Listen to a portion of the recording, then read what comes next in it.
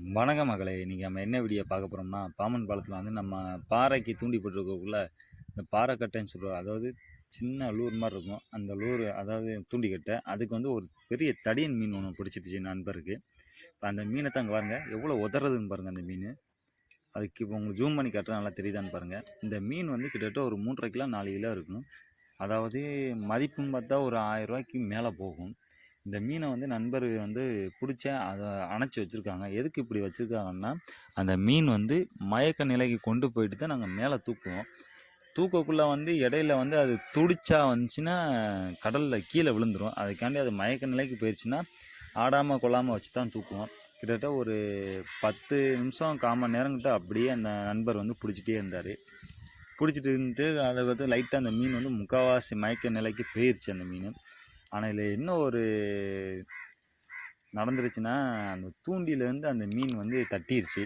தட்டி அந்த அந்த மீன் வந்து நண்பர் கைக்கு வரலை. திருப்பி கடல்லையே போயிருச்சு. அதான் ரொம்ப சோகமான விஷயம். கிட்டத்தட்ட ஒரு ரூ. 1000 மதிப்புள்ள பொருள் கைக்கு எட்டி கடைசியாக நம்ம மேலே கைக்கு வரல.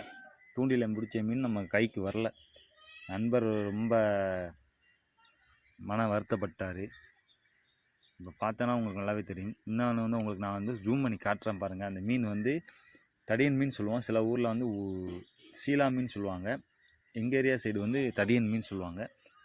இந்த மீன் நீங்கள் வந்து தூண்டில் மீன் வாங்கி சாப்பிட்டுருந்தீங்கன்னா சாப்பிட்ட அனுபவத்தை வந்து கமெண்ட் செக்ஷனில் கமெண்ட் பண்ணுங்கள். இந்த பாருங்கள் ஜூம் பண்ணி காட்டுறேன் பாருங்கள். இப்போ ஆல்ரெடி இது வந்து முக்கால்வாசி மயக்க நிலைக்கு போயிடுச்சு.